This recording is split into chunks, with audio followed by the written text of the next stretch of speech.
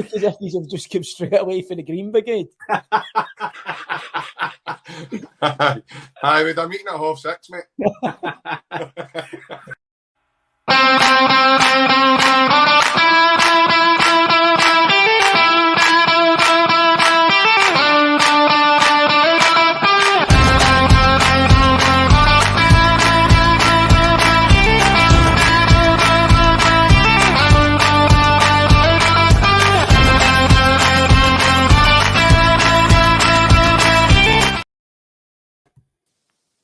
Yes, good evening, and we're back with the Unrestricted View. My name's JP. Hope you're all well. Hail, folks. Ryan, it's good to see you, mate. How are you? Smiling, mate, again. -9 in Glasgow, so we're all good, mate. How are you? -9. Yeah, I'm good, mate. Yeah, I'm good. As you just said, mate, we're always smiling now in Glasgow. I've got the heating up full pelt, which is why I've not got the hoodie on tonight, mate. So it's obviously your boiler chucked it again, aye? Living crisis, mate. I need to save what I can. Every penny's a prisoner. Well, mate, like I say, it's good to see you again, mate. Obviously, it's been a wee while since we last spoke. Last Thursday night, actually. I think it was, wasn't it? Wasn't it? Aye. Well, a lot's happened since the last time we were on here. Obviously, the weekend's result, first and foremost, Celtic hitting the high fives again. And then, as the weeks developed, Celtic have now made their fourth signing of the January window. And they have signed South Korea Hyeon. That's a bit of a tongue twister, by the way. I've been practicing that all day. Just as well you can date, mate, because I'm not doing that. Just for anybody that's watching us, I've definitely been practicing that one. But for anybody who's just tuning in and maybe didn't know, if you're just in for your work, there's a man there. Celtic's new signing, South Korean striker. He played Suwon Samsung over in the K-League. And now he's here in Glasgow with the greatest, as I call them. But obviously we'll get into that as we go. How was your weekend, mate? Aye, madness, mate. Celtic won as well, so a few beers as well, mate. So I was a bit rough on the weekend, but we're all back to normal now. But aye, mate, all good. Celtic won again, so again, you don't really want to be disrespectful to Morton, but you kind of expected Celtic to win the game. You don't want to be too upbeat and say we're going to do this and do that, and you did expect Morton to try and have a go, which they did, but Celtic's class overall and the fitness and just everything kind of told the story, mate. So aye, so good result for the weekend. Good draw. Well, I say good draw. I don't want to say that, end up back on the podcast again, but I'll say it's a good draw against St Mirren, mate, at home. You want a home draw no matter who it is, so any home tie in a cup competition is a good draw in my opinion, mate. So good for that as well. And obviously the new signing as well coming in, as well. So aye, mate, all positive and good to get Celtic back winning again. Smiling again, mate, as you say. So what about yourself? We hope you're okay as well. Good weekend. Aye, weekend was a bit manic, mate. Obviously, it was a damn similar to you. A few beers. No hangovers, right enough. I've never done it in my life, so I'm very lucky that way. Fortunate not to have a hangover. But yeah, it was a good weekend. It flew in though. It kind of went very fast. It didn't go as slow as I wanted it to go because I was enjoying myself. So yeah, but no, as I say, Celtic hitting the high fives didn't surprise me because when you seen the first couple of goals going and then you think to yourself, right, this is going to be a cricket score today, and potentially, I think we spoke about it before as well, and we'd said that you could see actually somebody getting a batter at Celtic Park, obviously, and I can still see it coming. I really do think somebody's going to take a double figures doing, I feel. it's nice and just your luck who it is on that day. But I think this Celtic team are a sleeping bear that way. I think eventually they're going to wake up one day and somebody's going to get a doing. I know obviously in the season we've already took 9 off Dundee United, where we're actually going on Sunday.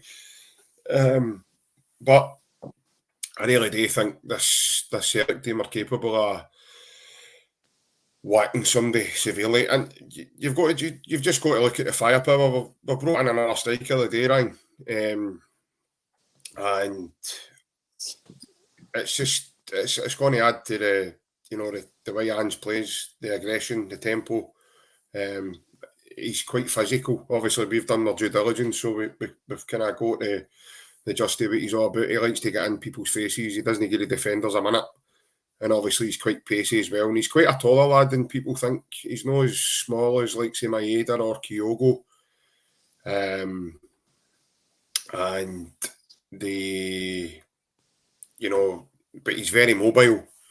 And he's very technically good as well, which is obviously going to add a big bonus to his rank, because I think Ange is still looking for that sort of hybrid type Edward similarity. Mm-hmm. He's got a bit of everything. He's got a bit of pace. He can turn. He can bring players into play. I think Kyogo, as much as the wee man's got that as well in his locker. Marcus, a bit physical, a bit more, brute strength, bullying people out the way. But I think Ange is looking for that sort of, dynamic in and out of the kind of the main 9 position, but the sort of half position floating, if you know what I mean. Mm-hmm. And maybe even cutting in off, in off the left as well, or in off the right. He's comfortable with both feet as well. And then listening to the manager speak today, Ryan, I was actually quite surprised, mate, to be honest with you, because the manager himself, the way he states that this guy's been a target all along, for a great period of time. Him and Mark Lowell actually anticipated being 1st January window signing for us, so that was a big surprise as well. But no, I'm really happy that obviously you can see the manager's buzzing as well. You've seen that when he shows you the wee video with the two of them giving man another cuddle. And by the way, I don't think that happens that's old-fashioned stuff. Mm-hmm. I don't think you see a lot of managers, players and stuff, and I think that just shows more of the special bond that Ange has got with this team, which is probably why the team are, they come across that they would run through a brick wall for him, and they're playing the way they are. But no, mate, I'm really happy, and like you say, obviously we've drew St Mirren again in the next round of the Scottish Cup. That's going to be an interesting one as well, because their last visit to Celtic Park didn't end very well for them. So, to be honest, mate, any team that's come to Celtic Park, if Celtic play the way everybody here knows they can, then I think it's only going to be one outcome, Celtic victorious. So, no, mate, all good. And obviously, as I say, we'll go more into it as we go. What's your overall thoughts? I know, obviously, you've had a wee kind of look at Hyeon, and I'm going to keep saying that now because it's I've practiced it that much now. I think I've actually got there. Although I did hear the guy in Scotland today earlier pronouncing his name as Hyeon instead of the other way about. And I don't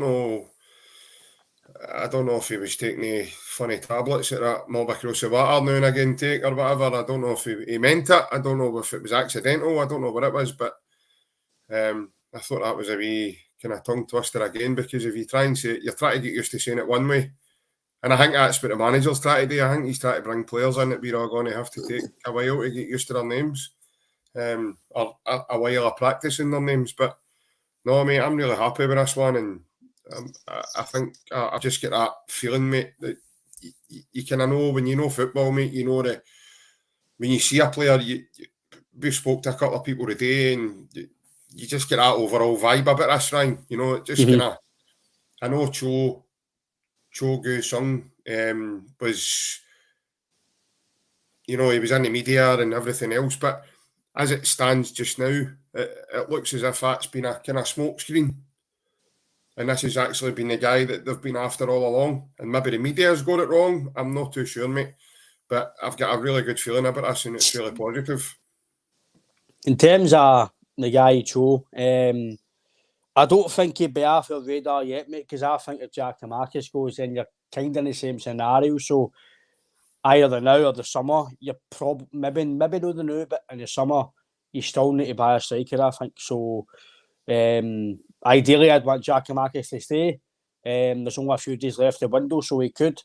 Because it's been dragging on, that situation. So I think if something was very, very clear that he was going, or there was something very clear what was happening, he'd have been away by now. So the fact that he's still here at the moment, he's still part of plans. What Anne says, if he's fit and ready to play and he's mentally there and physically, then he'll be part of the plan. So Anne's, by the sounds of it, in terms of the media, he's not saying that he's wanting to go. He's just saying if everything's okay behind his football sense, then he'll be playing. So I get it's probably the last I really want to mention Giakoumakis until hopefully he stays or whatever happens with him.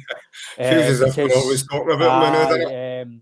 That's the last I'll mention him, mate, the podcast, but I just think that I'd like to keep him. So if Cho was to come in as well, like you says, mate, this guy's come in. Again, he looks apart from what we've seen. Again, we can all go on YouTube.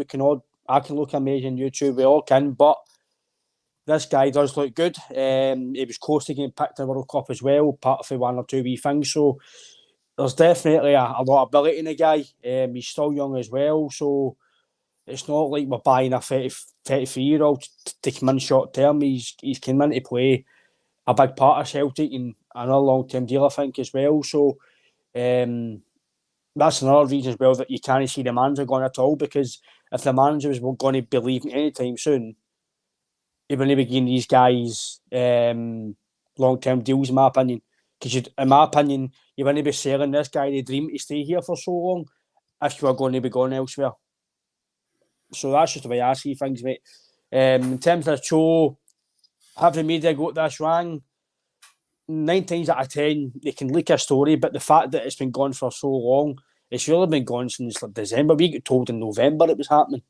Going about it, so it's dragged on in nearly January, end of January into February now, and he's not here. So have the media get false links and they've been told otherwise, or has this been a smokescreen for this guy? And the fact that this guy hasn't been mentioned in the media, other people, you see it on Twitter, there's wee bits of the media and Korean and stuff, but the media here were one of the last to get it. They're one of the last to get it. So the media weren't really clued up on this. So for me, that tells you Celtic would obviously want to keep this tight-knit, or it was just something that happened quickly, like we've seen in the past with Celtic. Like guys, trying to think, like Joe Hart and McCarthy was done in a day or two. Rumours, boom, signed. Haskabanovic, a day, boom, signed. Kyogo, Maeda, and was it Kyogo, Maeda, and no, Maeda, Hatate, and Ideguchi. Within a day, two rumours, boom, 2 days in, boom, signed. So, is it one of the ones? But he looks apart, mate. He looks like he can play your style of play. He looks like a bit of speed about him. He presses high. Kind of looks like a bit of a fitness machine as well. Technically, he can score goals outside, inside the box, headers. So, again, we can only go by YouTube, mate. We can only go by stats. So, I don't know, mate. I don't know how good he's going to turn out to be. I hope, by all accounts, that what we've seen from his highlights and his stats, that he looks a decent player. But his analytics are impressive as well. Aye, so you've kind of got to...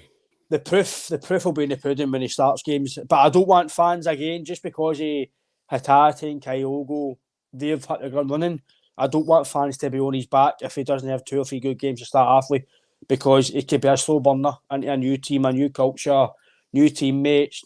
Might nobody. I know he speaks English, but he might not be the best at English. So there's a lot of things that you need to let him bed in. It's the same with Bernabe.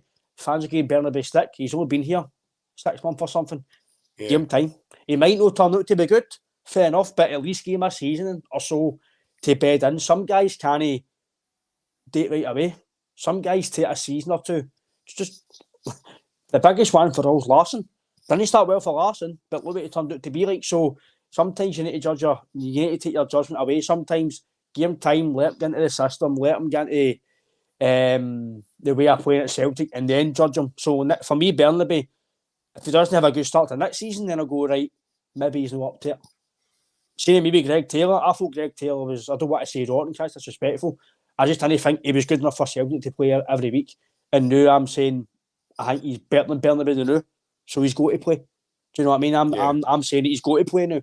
So a year and a half ago, I was like, I can't believe we've got Greg Taylor left back. But we're trying to progress in Europe, and you've got him. So it shows you how much opinion can change for fans, but you can only speak what you think at that time. Like, I can say now that this guy always going to be amazing. 6 months time, I can be saying, how do we sign this guy?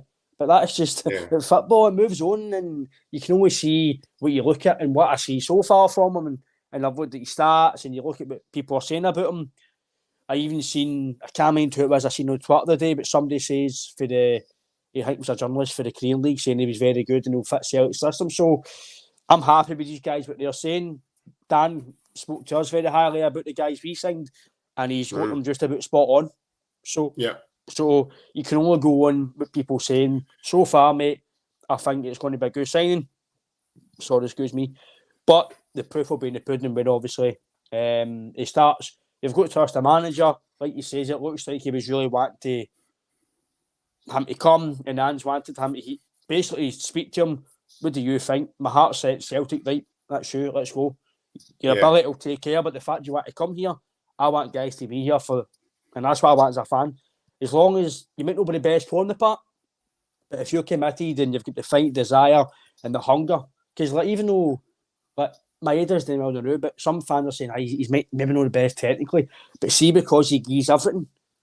I think football, I think JP spoke about the past, and personally, football's changed now. You can have all the ability in the world, you can be the best player on the park, but if you've not got the athleticism, the fitness, the hunger, desire to win and fight and tackle, I think football's moved on now. Ability wise, years ago, like guys in the guys that played with like maybe Lennon in his first spell, brilliant technical ability, but sometimes we weren't these going forward as much, weren't these pressing and fitness wise, it's the best team I've seen. This team, so it just shows you, mate, you've got to be not just at Celtic. I think in full football terms now, if it's amateur, pyramid system, League One, whatever, you need to be fit as hell now, and then I think your ability helps you through it. Do you know what I mean? So I think in terms of the guy Cho, mate, if his ability's there, mate, I can't see it not working out in the fact Ange trusts him. And I think as well, mate, it's a big thing as well. I think you're jumping the gun a wee bit because we've not signed Cho. We've signed O. No, sorry. Even if we signed Cho, by the way, I'd be happy. Don't get your Chos mixed up with your O's. But I still think even if it did sign him as well, it'd be the same as him. We've done a bit on him. He looks very good. He looks decent. Yeah. We already done that because we thought, so it was going to be either one. If you signed two of them or you signed one, you'd be happy because you've still got Kyle go down as well. So, and another thing as well, mate, we've opened a massive market. Other teams are looking now. Hearts, Motherwell. There was a rumour. I think there's a rumour as well that Rangers maybe looking at somebody as well. We're opened a massive market for Scottish football, and it's mental how it's took one guy to come in and change that philosophy. We should be trying as a country, as a nation, we're looking at every aspect, not just Celtic and Rangers. Every club should be looking. I know we're talking with William. I know that Motherwell have got a thing, they look at other aspects and stuff, so I'm guessing other teams do it. But we've seemed to be the guys that just go, I want him, boom, we've got them. And I think it's going to open a massive door, mate, for transfers in that side of the world. Yeah, I would agree. I would agree in terms of that. But in terms of obviously listening to the manager, the thing for me that started obviously getting the juices flowing with me was personally, I know we're in before the watershed and I've actually said something like that right enough, but obviously talk about getting the juices flowing and stuff. There's another guy who's not on the night ways, but he's used to that kind of stuff, do you know what I mean? That's right up his alley, that one, innit? But aye, the aye. So that lassie knows it stays between the two houses, Elaine.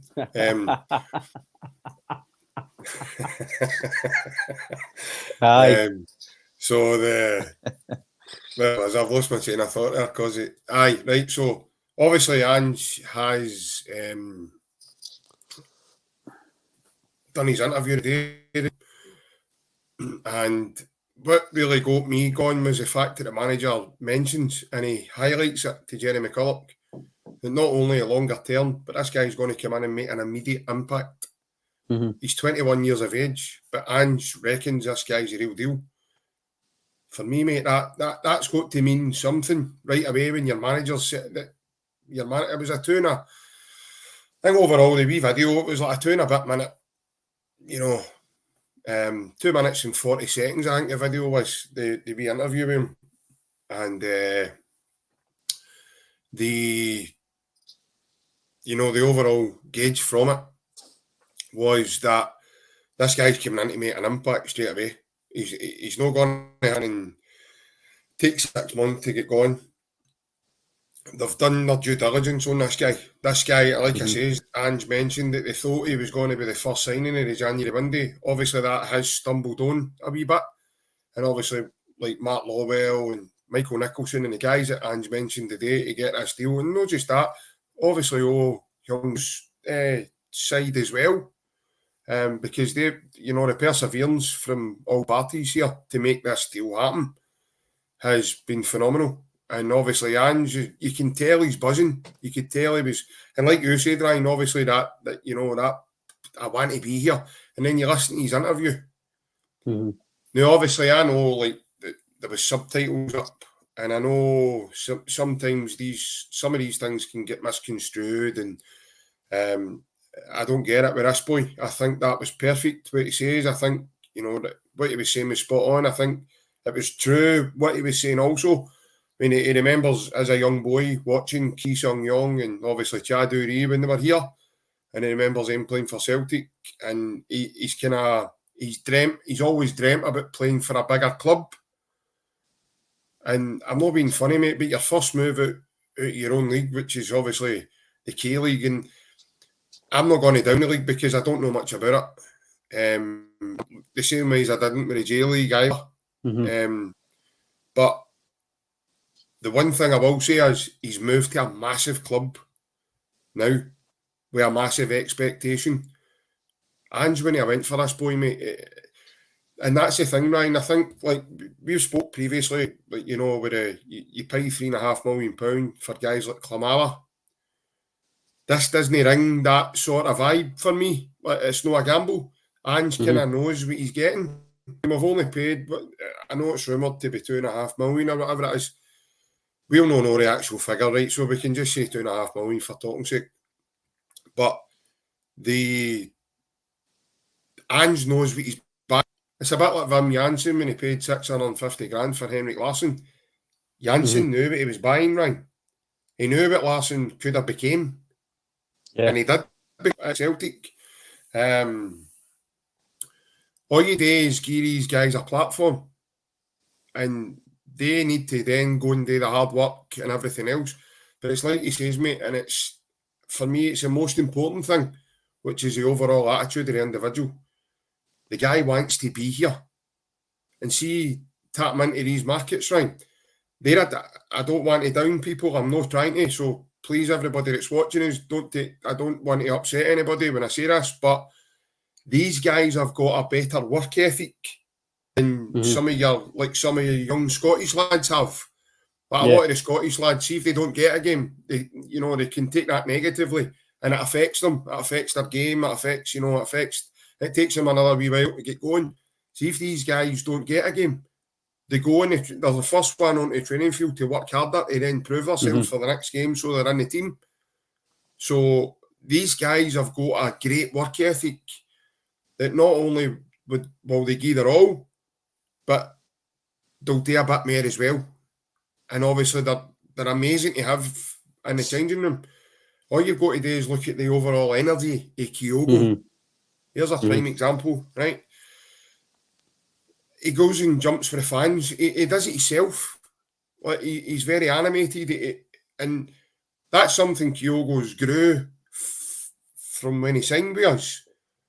Because when he came in, he just looked like a wee kind of shy guy and didn't really know that true feeling of what he'd done. A bit like when Lubo scored against Rangers for the very first time and Celtic partnered up to, and he was going like that, what the hell's going on here?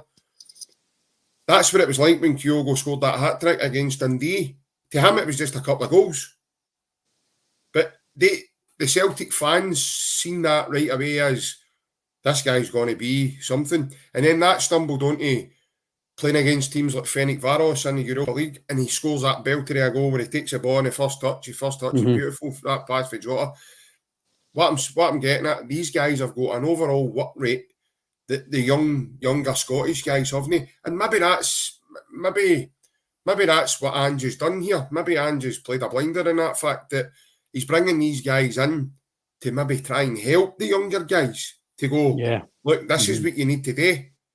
It wasn't long ago, mate, you heard Lee Johnson saying, asking his own players to go and speak to Maeda and Hatate and Kyogo and a couple of boys that were there, because these guys have got a different mindset now.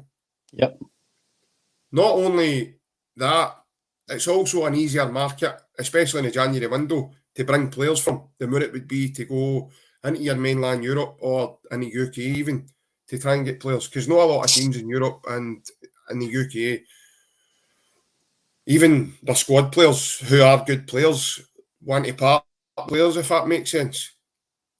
So a lot of players, need to... It kind of hinders players' development also, but it's just the way it works. So these markets are markets there that are there for that fact. And obviously, for anybody who probably didn't know, Ange knows the market very well for working at the other side of the world. So we've got that bonus as well, Ryan. We've got the upper hand in terms of, other teams. I know other teams have now cottoned on, like you say yourself, mate. Hearts have brought in the boy Odo, and obviously Motherwell are just about to sign this. Is it Danzaki or it's something along those lines? And I don't like to be disrespectful either, but in my head, that's what it sounds like to me. I'm not a Motherwell fan, so if it was a Celtic player coming in, I would probably know the name. I know that probably doesn't sound right, but I do apologise to any Motherwell fans that might be tuning in just now.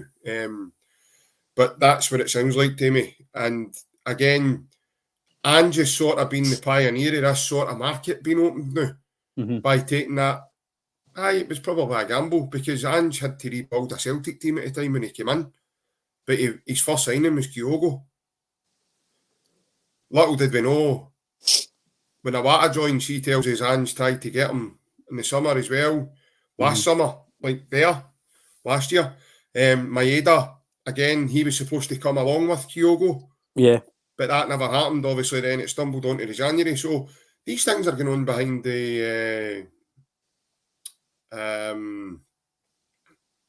scenes that we're no maybe privy to. But the way our manager works, Ryan, he's that proactive that he's one or two ahead of the curve. Like he says, mate, he already had the January window done. So see these deals, Ryan, I wouldn't be surprised, I really wouldn't, that these guys have all been spoken to weeks and months ago. And then these things all stumble into place when the January window hits. But don't forget, we hadn't even we were having a laugh about it. We hadn't took our Christmas tree down, mate. We'd made 3 signings prior. I know we were laughing, right? But that's the nature of it. It was still the week between Christmas and New Year before, and we had announced the signings of Kobayashi, Alistair Johnson, and Iwata. Yeah. So, but I know you say the mob across the water, they were looking at a Japanese player. They were looking at a Japanese player, but it was a highlights of Maeda's goal for the game at Ibrox, mate, when he was running through about 3 or 4 other players and he buries that and scores. So I just wanted to clear that up there, mate, before you come back in. No, like you say, mate, in terms of Ange, we heard obviously a while ago that he was done. He came out and says it himself, I'm done. It's just obviously getting them signed and getting them in. So he's obviously, it shows you how quick that he's ironing guys out. Like you says, the deal apparently was going to be happening for Cho was spoke about before, just roughly before the World Cup. And then obviously, so that's already been in place. This guy but it sounds it's been already in place for a few weeks anyway. He's already probably spoke to him. It's took a few weeks to get the deal done. He wanted him in early. It's still kind of early in terms of the season. He's still got a bit to go. So, in terms of the signings, mate, you've got to just trust the manager. Yes, he's young. People might go, well, Kamara was young, etc. And Kamara scored goals for the other club. I get that, but that was Neil Lennon. That was a different scouting network. That was a different recruitment thing. And it was totally different. This is a totally different network of recruitment. Obviously, me and you have done a bit, Jaime, and kind of looking into what Celtic have done. And Ange and whoever's, Mark Lawwell, etc., they've totally changed the way Celtic work in recruitment-wise. Yeah. It's totally changed. It's modernised, isn't it? Oh, it's night and day. So, if you sign a player, you know you're getting your full due diligence. And sometimes guys come and it just doesn't work out. It doesn't mean they're bad players. Sometimes it just doesn't work out. It's as simple as that. Some guys go to other clubs and it doesn't work out as well. It's not because they're bad players. It's just because they might not suit the type of play. It's like a big example you can put out first, probably Chelsea, Billy Gilmore. Brilliant for Chelsea when he first came in. He went on to Norwich. It didn't work out because Norwich don't play attacking football. He's an attacking, gets the ball down, plays it simple, goes forward. That's if you've got to sign guys for your style, and I thought Norwich just signed them because he'd been playing with Chelsea, drop him down a level, let's play, he'll slot in the border, and it didn't work. But now the guys that we're signing, the guys you're expecting to just come in and play. If the manager says they're not going to come in and play, they'll take a bit to get used to. Then you've got to go, okay, we'll take a step back, we'll let him get into the team. If he has a few bad games, right, okay, the manager did say this might happen. Because I think Bernabei's getting a bit of a raw deal. I think Bernabei's actually a very good attacking fullback. Maybe he's got to brush up on his defensive side. Yeah. But maybe he'll do that under what Andrew's trying to do with Celtic. So we've seen Taylor improve, we've seen Ralston improve, we've seen MORTIZ looking a bit better now, if it's that Harry Kuehl. So there's a lot of things that these guys can do in the park that will help them. So I'm not doing about this signing at all. Normally, you know me, mate, I really try and be my honest opinion about signings, and sometimes I've signed guys in the past, I'm like, why be signing him? Like, why they don't deserve to beat Celtic? Like, they've not done anything to be here. But under Ange, you've got to just trust the manager. He's really not, see, in terms of the only two, and I want to call them flops or I want to call them failures because they've not been that. The only two guys that I can really say it's definitely not worked out as yet is Abelgard and Gucci. McCarthy's had a bit of contribution. He was there last year when we won the league. He's contributed to that. When he's played, he's done okay. Apparently, he's amazing in the changing room and on the training field. So he's got a big part to play still, in my opinion, McCarthy. People might think he's no because he's injury, etc. But in terms of the next 6 months, do you think he could go in this window? Do you think he could potentially depart us?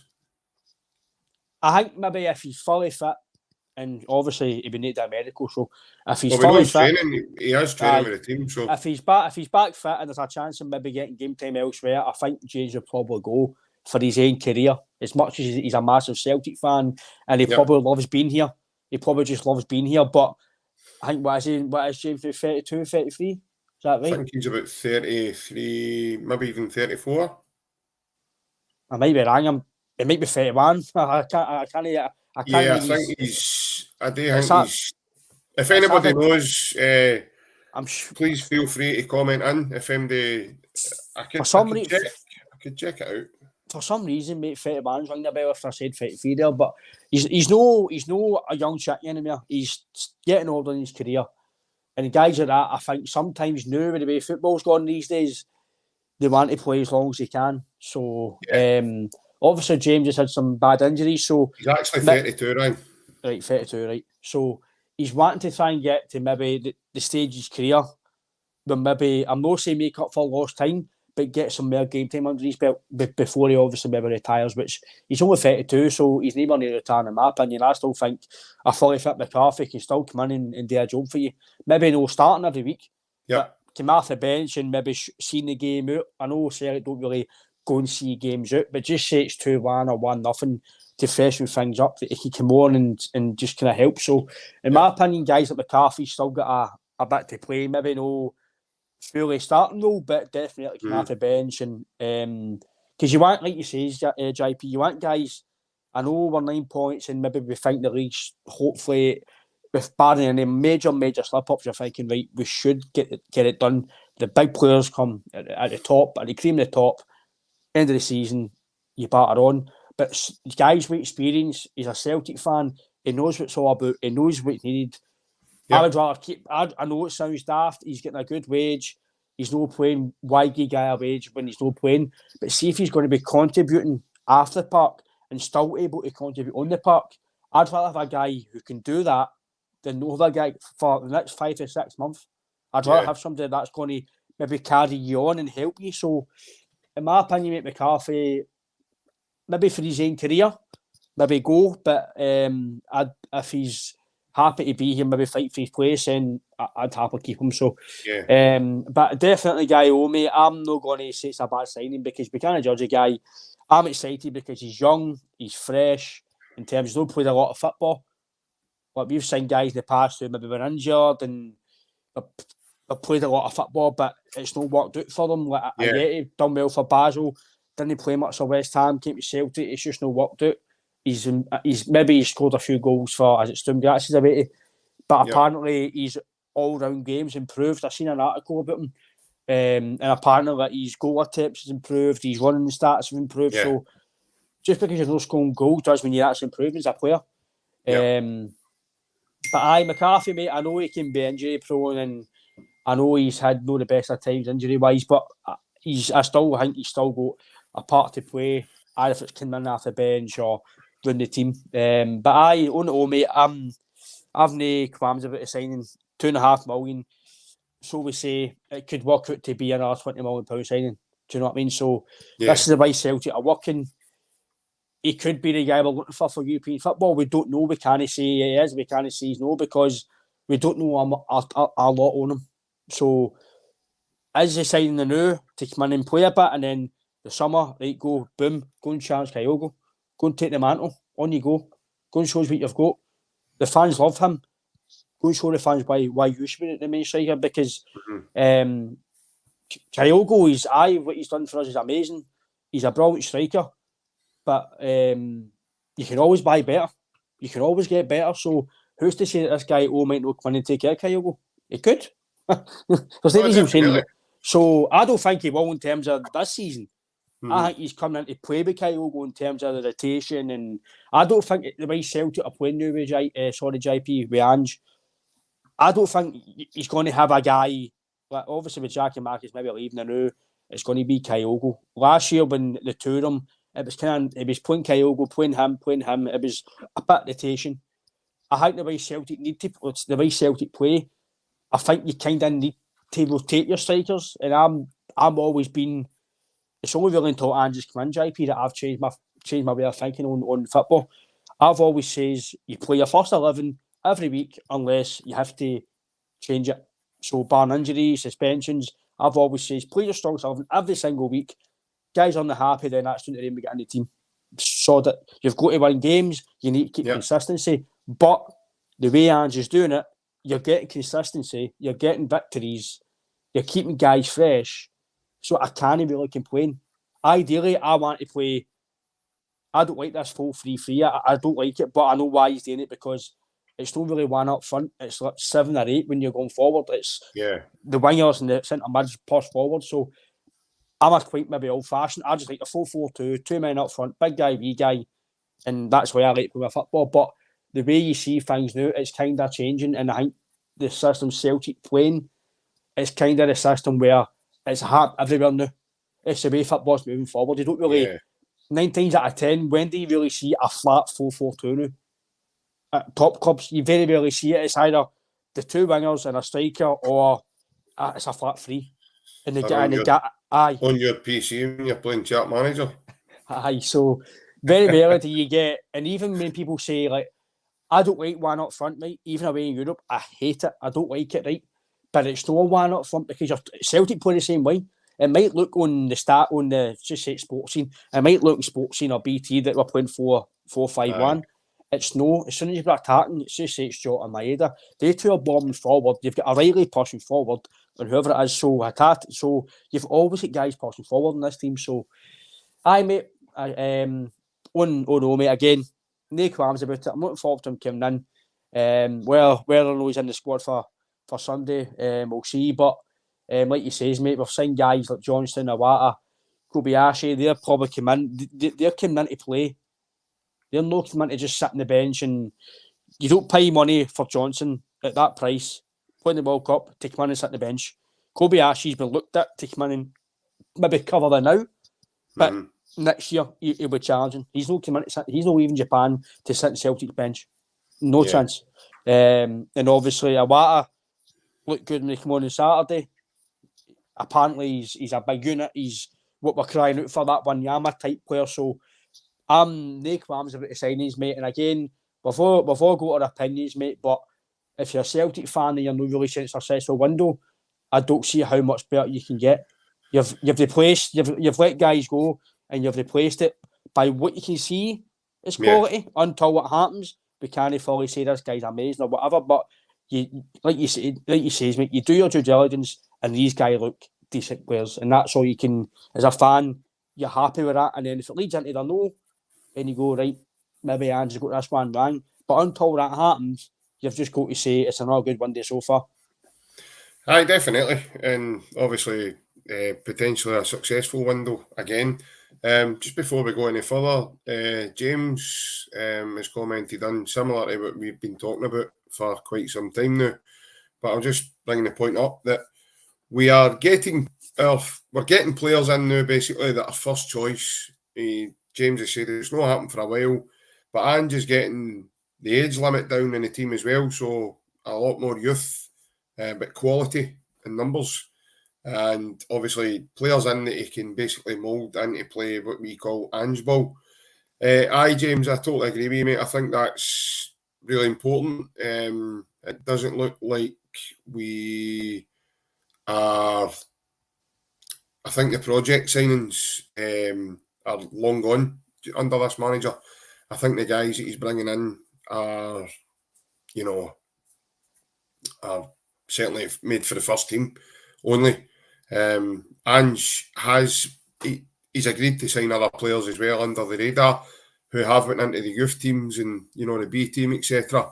But the ones that are kind of making the main media headlines, you're spot on, James. I think they're the guys that are coming into the team and they're making a difference straight away.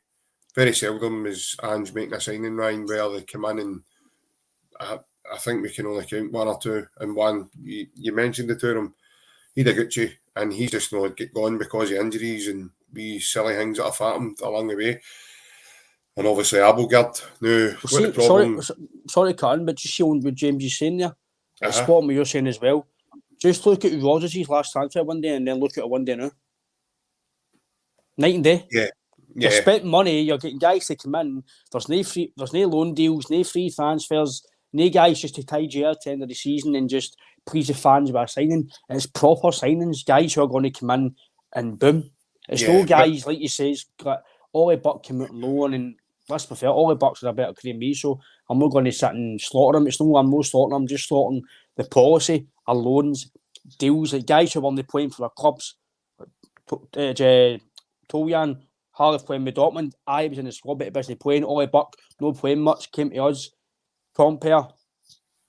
He did play for Leipzig, but it was the age thing was weird. Just saying a guy that it's a free transfer. It's just weird. Just things like that. Timo Weah, young guy. But then look at it now. It's as a fan. I also think there was potentially, Ryan. I also think there was as it turns out now, when you look back, I also think there was a wee bit of giving up in Brendan Rodgers in terms of, his standards slipped severely for me in terms of the guys that he brought in, because he knew deep down. And don't tell me, mate, that Leicester thing happened over 24 hours. No, that was months when there was there was things rumours about happening. it. So he's done all that behind Celtic's back, in my opinion, and that's a bit that all us as fans couldn't fathom out why he would do something like that, especially in that kind of midst of the season. We're still going for another treble. He left us, Ryan, with pretty much the bare bones, mate. And he tried to take our whole backroom team away with him. Because he tried to take John Kennedy, he tried to take Stevie Woods, he tried to take Roddy McDonald, and he tried to take Tim Williamson for the medical team as well. So he tried to take them with him. And there was, I know all the guys that we mentioned there, I know they point blank refused to go, but he still tried to take them with him. And in my opinion, mate, a guy that you're supposed to be, that's your boyhood club. You don't do things like that. You don't act like that. And one of my mates said to me a long time ago, when he just came and he done a couple of interviews, Brendan, and he went on about things, and my mate says, he comes across a guy who's just Googled Celtic before he got the job. And I said, what do you mean with that? And he, honestly, no, this is true, right? And people might think this is mental, but he comes across as a guy who he's just Googled Celtic before he got the job, just because it was going to be his next paycheck. And I never thought anything. I just laughed. I done exactly what you just done there. I had a wee chuckle. But see, as time went on and you seen how things and the way they developed, I wouldn't be surprised. I really wouldn't. To hear what he says, obviously, as well, about Danny McGrain, and then you hear about Danny's meant to have come out and says it's not true and that never happened like that. And, mate, these are guys that are legends of the club. You don't do things like that. That's something that I didn't agree with, but I just thought he was just intelligent, mate. I just think he's a very intelligent guy. He knew he's definitely had a way of words, a way of management, and to be fair, until he left, it worked. But I think in terms of the way he spoke, mate, I do agree. Now when you think about it, it was very, very well worded. It was well regimented. But I'm being honest, I've not got one word. No, I have nothing to say on Rodgers. I think he gave me some of the best moments of my life. No, definitely. I mean, his achievements still stand the way they are. I'm not going to speak negatively about him, but see all the wee things that all happened. So you're getting back to the transfer window, right? Obviously, we're a bit off point there, but we'll come back to it. That transfer window reeked a wee bit of kind of lack of inspiration, a wee bit of, I know I'm going to be anyway, so it doesn't really matter. But whereas now we've got a manager who's fully focused, he knows exactly what he wants, he's got a true identity. And Ryan, see, to be honest, I'm going to put my neck on. I love doing this. I did this all the time. Yeah, that's how I ended up on one of St Murn's podcasts a while ago. Superb. But I'll do it again now and give everybody a laugh. I'm going to say now that see this lad, I would not be surprised if he's an upgrade on Giakoumakis. Because see the guy Cho that we were linked with, the Cho Gu-sung, himself was an upgrade on Giakoumakis. If you go and look at all his analytics and all the analytics and all the stats and everything else, and what I saw of the guy at the World Cup, he looked a better player than Giakoumakis all round. So I would not be surprised if this boy's an upgrade on Giakoumakis. Now, when I say that, I don't mean automatically that means he's going to be better than Kyogo, because he's going to have to go something to be better than the wee man.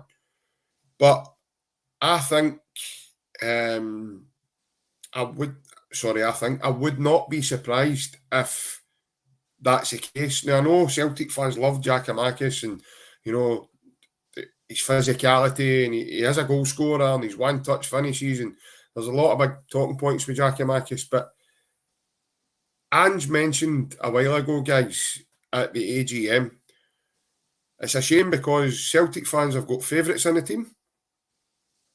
And, they become attached when they've got favourites in the team, and that's the guys that love to go to Celtic Park and watch play. But sometimes to progress a team forward, you need to move the guys on that I'm talking about here to progress the team forward, as in make the team better, or if that's even possible in somebody's imagination, because loads of guys are probably on here thinking it's going to take something to be better than Juranovic.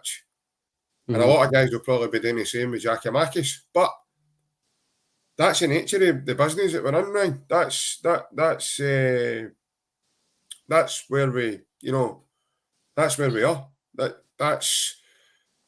It's to progress us forward. There's no point in standing still because we can't. We're going to have bigger fish to fry soon because you want to you go back into the Champions League, so you're going to have to be ready for that again. Albeit you'll get a longer summer, blah blah blah. You'll not play qualifiers, but you need to be ready. And now the team have played a year in the Champions League, so now they know, in terms of what's expected, tempo-wise, is the game different? Is it a different approach? It is a different approach because playing St Mirren and playing Real Madrid's night and day for one another. But now they know what's expected. Now they know if it's just down to a fine detail where you need to hit the ball harder or you need to hit the ball softer or you need a wee bit more composure in certain moments or, right, we're going to create chances, right, okay.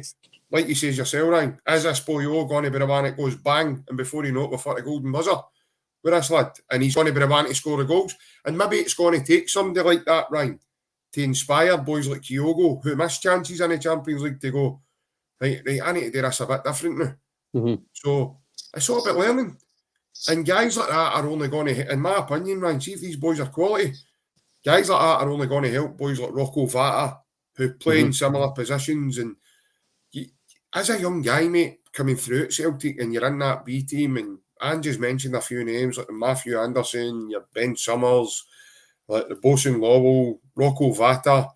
There is one or two others. The boy Dawson, who's a striker. Dawson, yeah.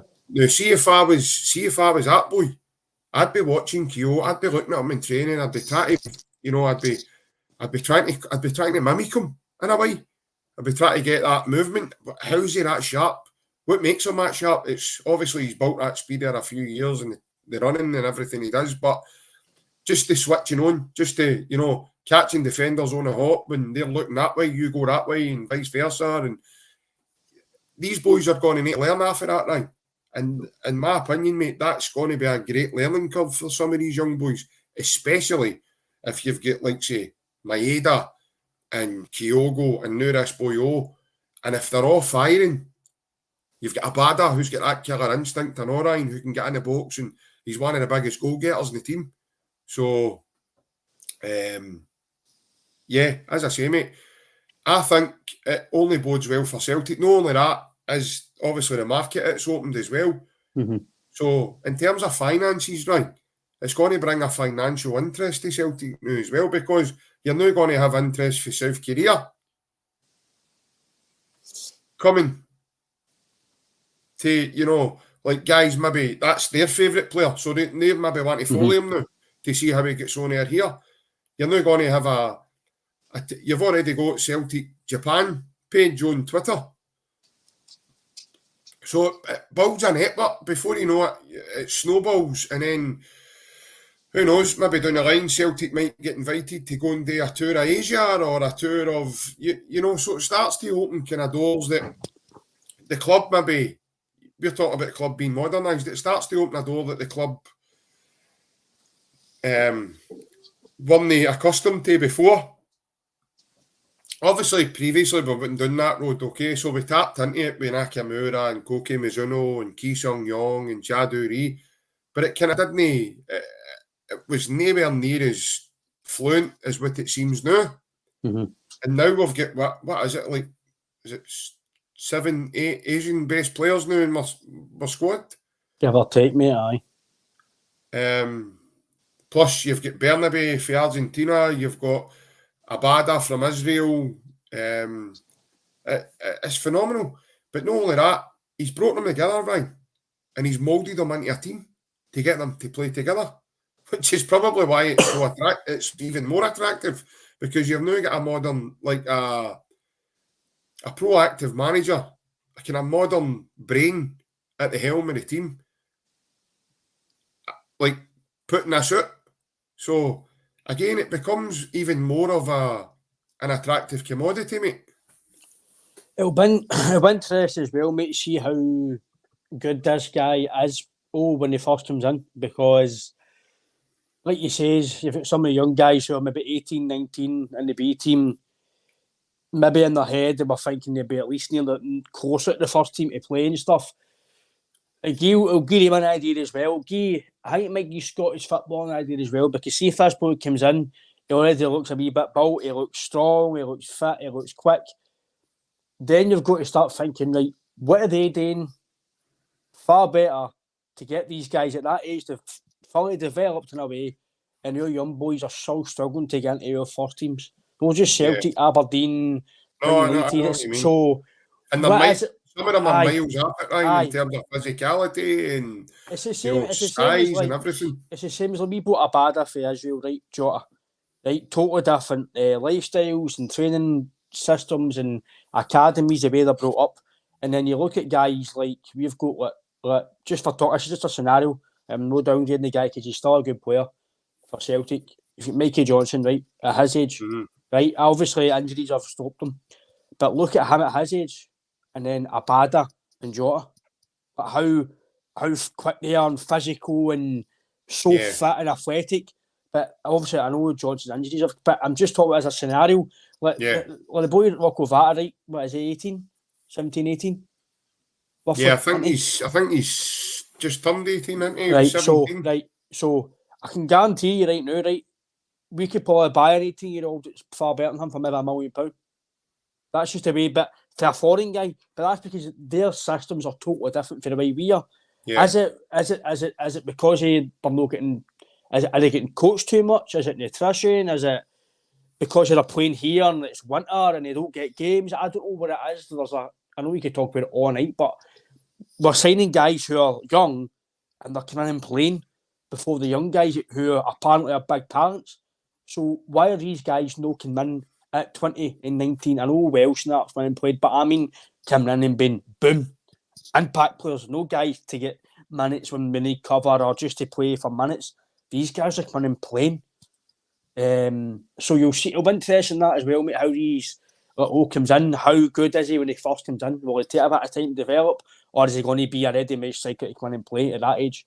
It'll be interesting because he's already been spoken about to be very, very good off Song and plays with Spurs. He's not going to come out and say that just because it's Celtic. He's saying that because he rates the boy. He knows the boy obviously as well, and he was close to making the World Cup team there. That's what I'm saying. He was close to making that. So South Korea done okay in the World Cup. They're a very decent team. They've got some very good players. So to try and make that squad, and they've got a big pool. They've got a massive pool, Korean. They've got a lot of good players playing different leagues. So if to get close to that squad, it must be decent so far. It'll be very interesting as well, mate. I'm a big fan on the financial side, the merchant side of it, because when Rogic was here, I guarantee you sold a lot of Australian tops and they flew over for tours and games and just the same with Aaron Boy when he came, and I done the tour, was it last year? And the tour guy, he said there's so much Japanese coming now because of Kyogo, etc. And so much Australians are coming because of Ange, and it's that side as well. Yeah, I guarantee you for the next week, there's probably a few thousand strips in South Korea sold. Guarantee it because he's came out here. So in terms of that, mate, it'll be interesting how he comes in and plays. But in terms of the way we're recruiting, mate, it's night and day. And again, you're still going to get fans. Again, it's an opinion. It's no better mine. It's just an opinion that are probably still going to give this one day a bit of jip. But it's took so long to get guys in, and it's Lawwell's fault. Oh, by the way, signed, so I don't think it's Lawwell's fault holding it up. Do you know what I mean? We've always, as us as fans. See, when I heard that and all that, that is just utter nonsense. For me, us as fans, I think us as fans, we like to blame something. We like listen. It's a Scottish mentality, right? To me, that's just their mentality. I was guilty in the past, but I think now I'm trying to be a bit more wiser, looking at football more, and you've got to understand certain things. This deal would have took long for a reason. Either if it was wages or Was it maybe been homesick if he came here, or was it? It could have been anything. There's a lot of things in deals that us as fans aren't privileged to. Me and you are privileged because we've spoken to guys who are in that side of the game and they tell you about it. But fans who are just maybe Celtic fans or fans who might not have an interest in that side, they might think, why is he no signed? We bid for him 2 weeks ago. Why is he not? But there's so much involved in transfer deals these days between your family and medicals and wages and advertising and obviously as you go up the top three, your brand rights and name it. There's so much involved in transfer deals. It's not just a deal. It's not just like I'm signing, right, deal 10 grand, right, okay. There's so much involved, and that's why sometimes deals take long. Like when William spoke to us in the podcast, he says that the Ryan Christie deal took so long. I think he said it took over a year to get done. So it just shows you it doesn't matter if it's in Scotland or it's abroad, these deals can take so long. It just depends on if it fits at that time, or this phone call went right, or that meeting went right. So there's loads going on, mate. But as a fan, mate, me personally, I can't criticise anything we've done so far. I keep saying it as well for last year. Michael Nicholson and Lawwell this year, but the board have backed, especially last year, they're kind of still backing him blind because it's guys for his network that he's worked in. Yeah. Obviously, I know didn't work in the K-League, but it's that type of network he knows and market he knows. So they're trusting him and his team to get it right. And so far, I've got it right. So, in my opinion, it's just my opinion. People can slot me or saying that I'm slagging opinion. You can't. Nobody can really come out and say the Celtic board have not done well for this manager. They've backed him to the hilt. It's money. I know Rangers fans like to talk about money. Celtic have technically no spent a penny. They've either spent money to get these guys, but they've recouped it. It's no money like under O'Neill. It's not out of Desmond's bank. No, they've still got a net. They've still got a net profit sitting there in the bank. I know what you mean. It's like they're kind of playing.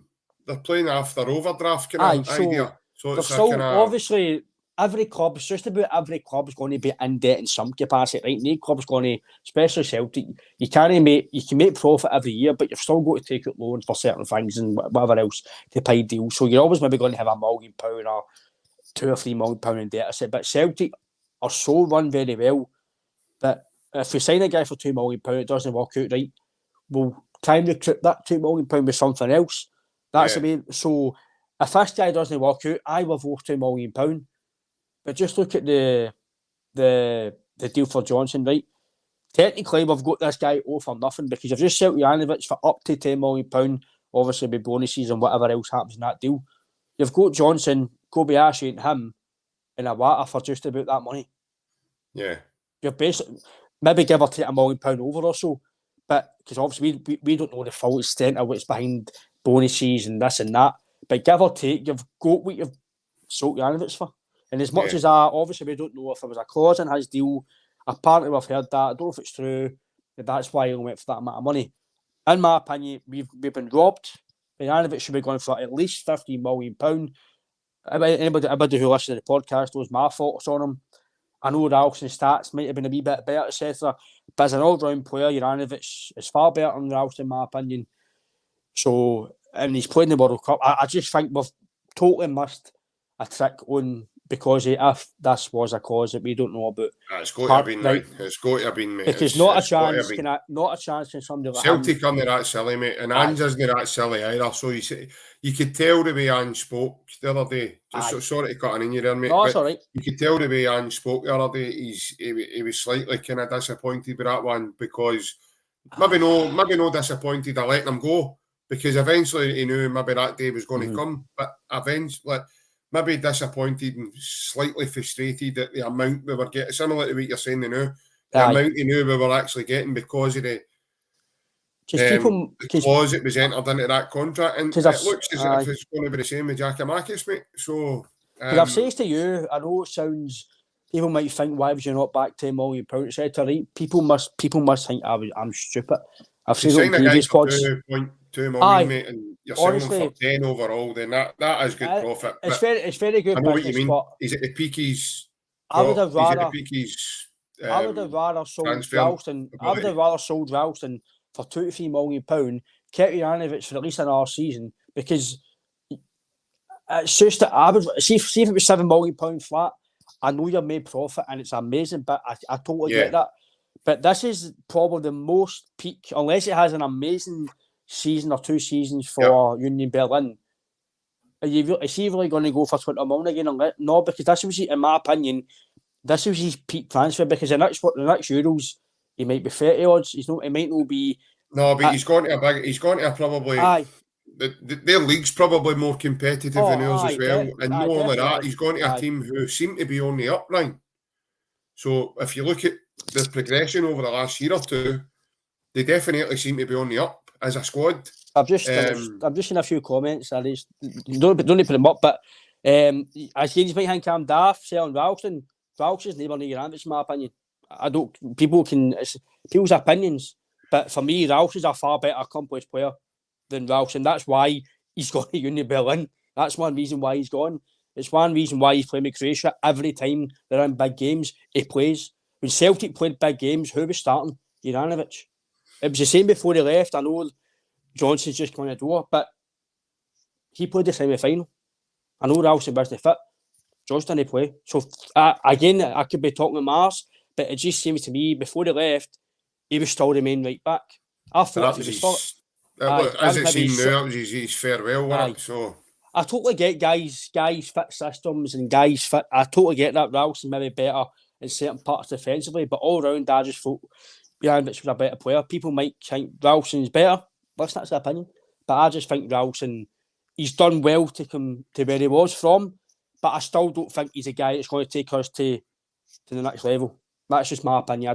I think Johnson might be that guy going forward. I think he's going to be an upgrade on both of them. I think you've already saw glimpses of what he can do, and then watching him at the World Cup as well. In my opinion, Ryan, you know my opinion, mate. I've spoke to you at length with us, and for all the guys that are watching us just now, I potentially think Johnson is going to be an upgrade on them both. So I know people like Juranovic, I know guys like Ralston, which is fine.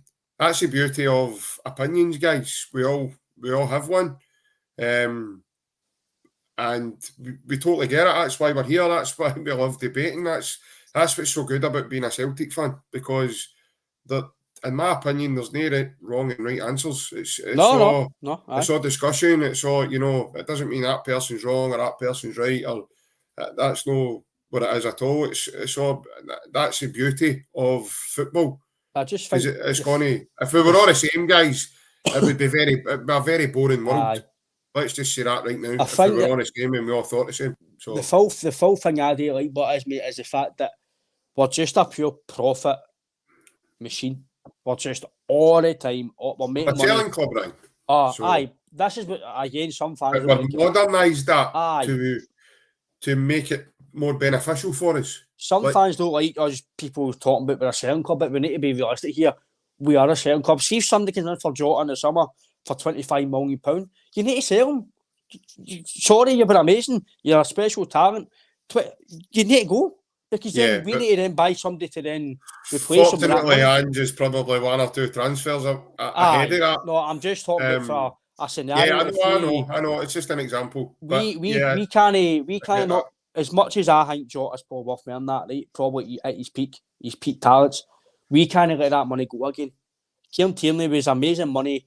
In my opinion, we get robbed. But at the time, you couldn't knock back £25 million. Celtic are now in a situation where we can knock back £25 million. As much as I think these guys are worth more,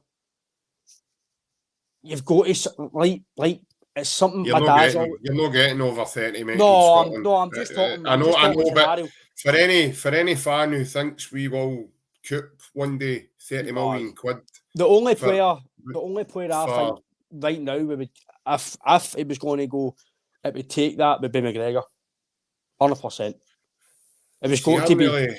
I'm really shocked, mate. I thought you were going to say wee Oxford there, because you've done a fair bit of eating your humble pie and that. So, for me, McGregor. For me, there's only one player. If it was to come in right now, that you would be demanding at least over 30 by McGregor. It's got to be. Like, hands down, you've got to be. He's the best player, isn't he? Oh, mate, you've got to. He's the best player in Scotland. He's the captain of Celtic. He should, in my opinion, be the captain of Scotland. Andy Robertson's a world-class left-back, but he's not a captain for Scotland. In my opinion, it should be McGregor. It's just I could be biased, JP. I'm not saying... No, listen, back yourself. You've got your opinion, Ryan. So that's not on Robertson's ability. Robertson's a world-class left-back. See, if you take the armband off him, I guarantee the pressure's off him. Because sometimes lets him go and play his game. Aye. Because sometimes for Scotland, he doesn't put the best in for Liverpool, but I guarantee you take the armband off, I guarantee you the pressure's off him and he'll play his best football. But McGregor has that on his side every week. Same as Scott Brown with Celtic, and he went to Scotland, David Brown for Scotland. People used to see Scott Brown jip.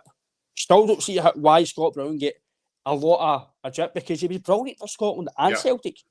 Oh, he didn't play too well when he came back for Scotland and England. He was, but this is what I mean, just because of one bad game. So I think Scott Brown, was it 53 caps for Scotland?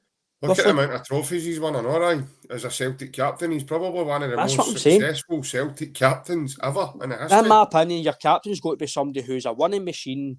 They know what it is like to win games, and we've got that in McGregor. He's phenomenal. I don't want any of my players to go unless what my old dad always says now, as I'm getting older, I'm realising. Don't get too happy if you put the first bit in there, by the way, if he's watching. You've got to sell your players when their transfer is hot, when their value is hot. As much as it pains us, you've got to sell them. Edward, we got good money for him, considering it was last year's deal, but taking away the 10 in a row, etc. Taking away, on hindsight, if there was bids of £25-30 million, I don't know if there was talk about it, we should have sold them and recouped it. But hindsight's a wonderful thing. I think going forward, as much as I don't want to sell my best players like Juranovic and Giakoumakis and etc., if the money's right, I think now we just need to go right. We'll take the punch. We'll get a bit of profit. But for Juranovic, for the money we got from, I know it sounds pure stupid. It sounds daft. You're making a profit. I would just rather keep it to the end of the season. You've still to be fair, like Chris Sutton says, right, I know we're saying we think the league's about finished, right? Technically, it's not finished. It's only 9 points, right? Yeah. You've still got to watch what you're doing. This is why we were saying we need to get an forward in. If Giakoumakis goes, we need to get a forward, because if you've got Kyogo left, he's injured. Maeda can maybe cover for a game or two. Barra can maybe cover, but you need an out striker to play every game. And if you've not got that, you've just signed so. No, but I mean, if we didn't sign him, no.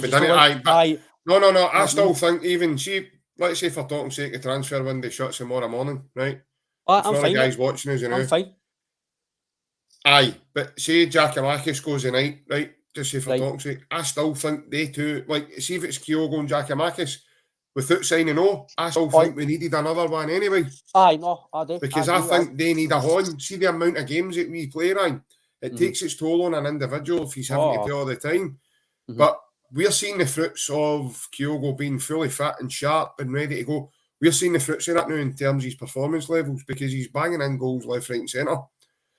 And he's doing what I predicted 3-4 months ago, which would happen when some of your fans took umbrage because he was playing a bit more than Giakoumakis, and why was he not playing? And what he's doing now is why Giakoumakis wasn't getting in the team. But with the Giakoumakis thing as well, Ryan, we've spoken about this, mate. There's got to have been something happening behind the scenes, mate, because you don't go for being dead happy last season to then looking as if you've just, somebody's done a fart in your spacesuit and you can't get out. That's what that's what he looks like now.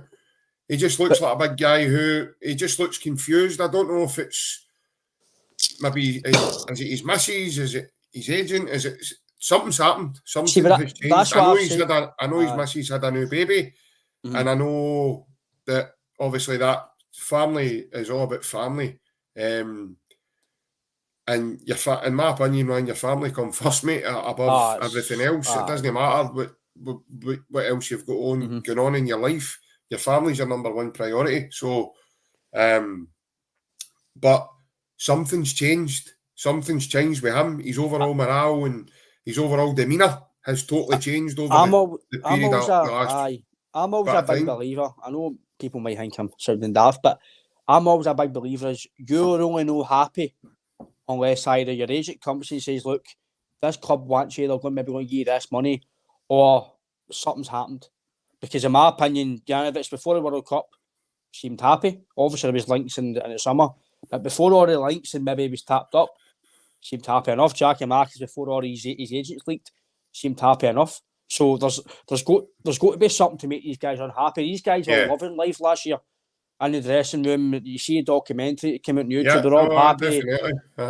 They're all eating dinner. They're all party. They're all being sociable. They're all eating with each other's family. So it takes things for guys to be no unhappy. If that's either they're no kicking a ball or somebody says, look, you're on 10 a week. I can get you 35 somewhere else. So you fancy it? And he's going to go to his missus, babe, he's wee part, by the way, I can make a lot more money. Maybe we should think about going. I know yourself, mate, as much as we love Celtic, money is talking these days, and people get young families, and we can't agree them. Listen, as much as 10 grand a week, and as well, Ryan. 15 grand a week and 10 grand a week, it's still big money. Aye, the tax man takes a bit off you, so maybe it's not as much, but it's still good money for what you're doing. But if you're 28, 27, you've got a wee family, or maybe you're planning a family, you might go, you know what, I think maybe a one big move, and maybe two big moves. Let's just go make some money for us and then retire, and that's us. You need, as much as we don't think about it, we try and think about it as fans, why you move and why you gone, but there's reasons why guys go, and one reason is to make themselves a better life. But I'm all about, when I was growing up, it was all about winning trophies, play with Celtic, or whoever I was playing with, just win. Win and play trophies. Forget about money. If I've got a Scottish Cup in my bank, or if I've got a league in my trophy, I'm happy.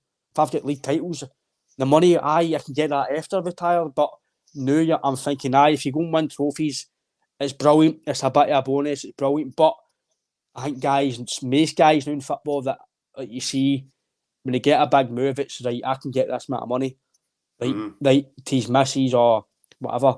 Right, let's go, because as much as I don't think Janovic should have went for the money he went for, he's maybe thinking, right, go to Germany, new culture, new lifestyle, better weather maybe, and obviously I know the winter times Germany's not the best, but summers are better, just a full better atmosphere and a bit more money, a better league.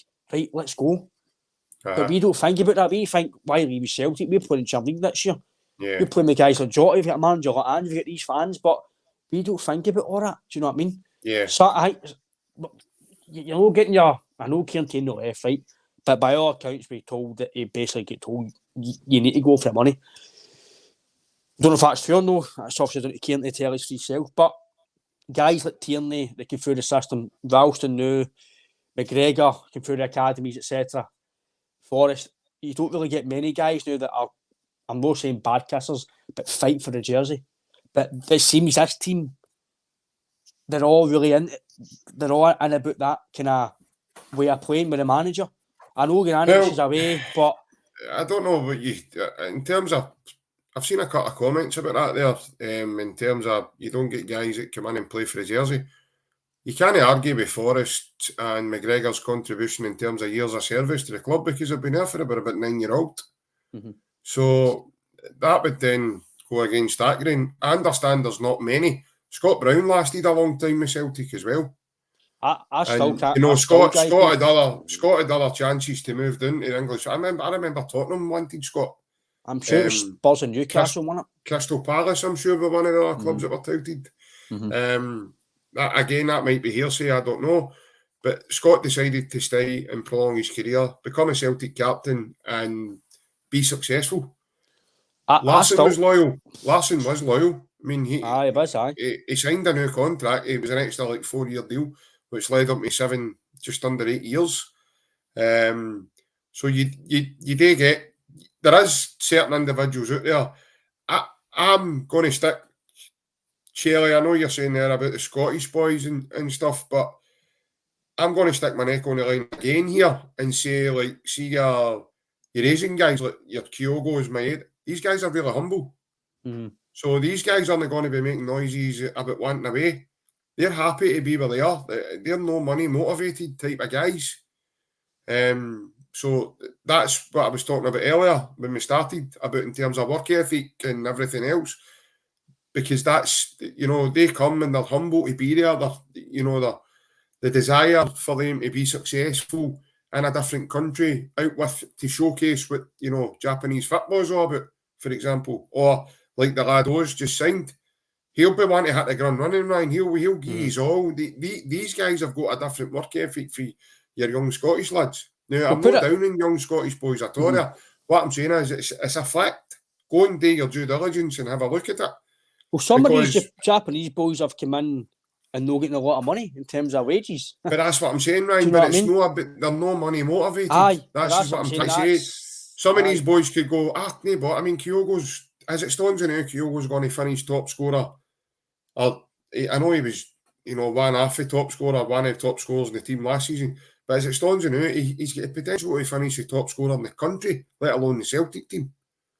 So, and see out of all the goals that underage that Celtic have scored, Ricky Kyogo's tapped the pile for the amount of goals he scored. I can't remember the exact figure, but it was ridiculous. So all of a sudden, Kyogo's not going to go, do you know what, I want to go to, I don't know, Brighton. And obviously, Oscar agrees with me, Ryan, you know what I mean? Because the wee man's barking his orders as we speak, mate. Do you know what I mean? He obviously agrees with me. It's good to have a guest on the podcast now and again, guys. He likes foxes, mate, so he's... right, so... Silver fox. Having a wee foxy night tonight. Is he playing foxy bingo? Foxy bingo, mate. No, but I agree with you in terms of the Japanese guys, mate. They're very hard working, and like the reason why I mentioned wages because they're not going to be getting the 30 foot. They're coming here to play with Celtic and fight for Celtic. I've seen a few comments as well, just on about Kieran Tierney as well. See if Celtic, I know people even said it on this that it might take a few weeks, etc. if out of the system. See if there's any chance of Celtic getting Tierney, which I don't think is going to happen, right? If there's any chance that Celtic get Kieran Tierney, you just whatever he wants. If it's 25, 30 foot, whatever. I know he's injury prone, but you go and get him. You go and get him because he's world class.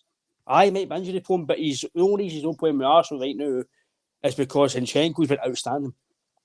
Arsenal have got two world-class left-backs. The boy Zinchenko's superb. But for me, Tierney, fully fit, he's better than Andy Robertson. And that's not saying Robertson's a bad player because he's a hell of a player, by the way. But I just prefer Tierney and what Tierney does for Scotland. If Kieran Tierney is able to come to Celtic on loan, or if it's a transfer, listen, this is just me talking hypothetical. If Tierney can come to Celtic for a 6-month deal, whatever it is, if it's 25, 30 a week, you go and get him. I don't care about Bernard. I think Tierney's got a lot of injury troubles. I've just been if he was going to be fully fit, if he knew he was going to come in and apparently he's fully fit and on the Arsenal bench, he's just not playing. You know for a fact that Kieran Tierney, even injured JP, would play with Celtic. He said it in the past, so you've no worries about him desiring, playing through pain, etc. If there's a possibility that we get a fit Kieran Tierney, I'm just saying it's a massive if. In my opinion, you go and get him. Because one, he'd be good for the changing room. Two, it would give the fans a massive boost. And three, he'd be the best left back at the club. So there's no shadow of doubt about that. And as much as Taylor's been amazing, Bernard, I rate him. I think he'll eventually come good. If you've got a chance of getting one of the best left backs in the world on a cut deal for loan, I'm biting my hands off you, mate. I know he's injured. I get that. I don't want to sign injured players, right? Because I've moaned at Rangers for signing guys who are no fit like John Souttar, right? But Kieran Tierney, as it stands right now, is fit, right? I know he could break down so that you've always taken a gamble. But that might be say you go to him and there's maybe a clause in the deal. If he doesn't play so much, they only pay this or pay that, right? There's loads of things you can get involved with. But I'm only talking for a hypothetical and I'm only messing because I've seen it on Twitter today and of some of the comments. If we can get Tierney in a deal which is going to suit Celtic and it suit Arsenal, if it's for 6 months, you take it. And I think there's obviously reasons injury prone, but I think you'd be half your nut to reject that. You'd be half your nut. He's world class. I know he might not be 100% fit every week, right? Yeah. See, if you're maybe going to get, I know you can't guarantee anybody's going to be fit, right?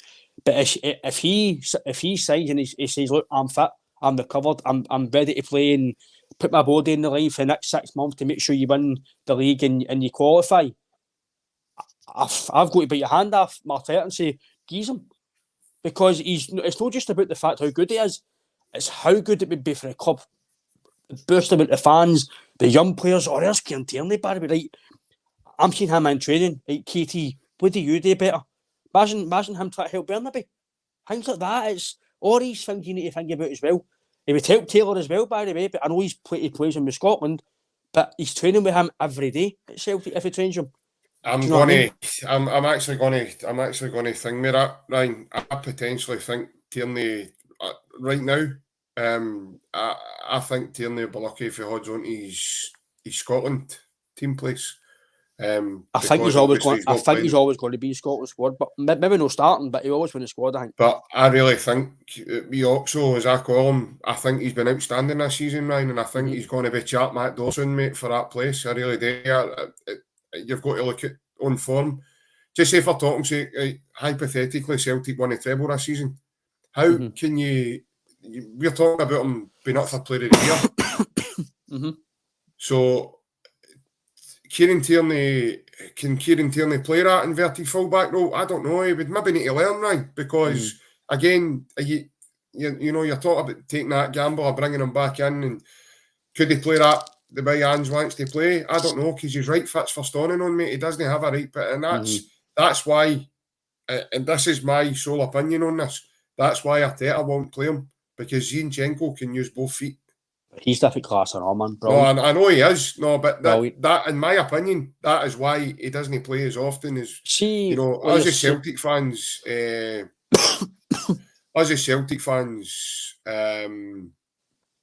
had the privilege of seeing Tierney, which is fantastic. But obviously, he's went down to Arsenal. He started great and he was brilliant when he got in the team. But see, looking for a distance, right? I think it was a shrewd bit of business for us as well, because maybe Celtic foresaw that injury happening. And like you says earlier, they struck when the iron was hot, mate. So, in my opinion, mate, I'll be honest with you now, I don't think he's on Ange's. He would even be on Ange's radar. I don't think so. But I get what you're saying. I think he would be a great addition to come into this squad. Again, he would help people. He's experienced. He knows the club. It's like walking into the kitchen and all the dishes, and they're all in the cupboards that you know, and he wouldn't need to, he wouldn't need to learn that. But I just think to play in this Celtic side, Ryan, I think he might find it difficult, mate. I actually think Andy Robertson might find it difficult as well, because the both of them are so direct on the outside. Like I says to you, coming inside is a totally different ballgame, because when you come inside, you're expected to use your right foot if you're playing on the left, and if you can't do it, then you're knackered. The reason Greg Taylor looks so comfortable at it, and I'm going to back him here, is because he used to be a midfielder when he started. Maybe a lot of people didn't know that, but the wee man used to play where McGregor plays, so he kind of started there, which is why his rotations and the way he floats in and out of the position is so fluent, and that's why he's improving, right?